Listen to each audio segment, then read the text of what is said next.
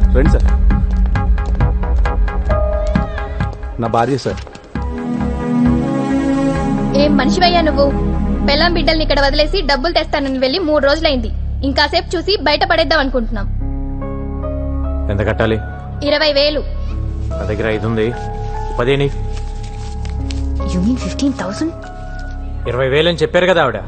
100 అనుకున్నావా? తీ.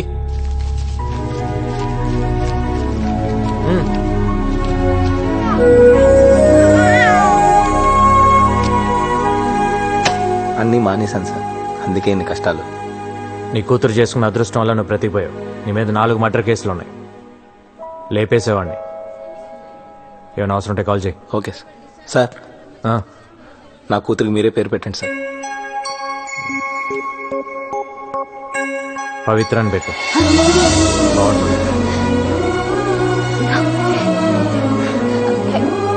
నా పేరు పెట్టారేంటి? మీకు అంత ఇష్టమా? 15,000 కంట్రిబ్యూట్ చేసావు కదా అందుకని. అయ్యో నేనిచ్చింది అప్పండి. ఫోన్ చేసి పిలిచినందుకు తిరిగి నాకే పెడితే ఎలా?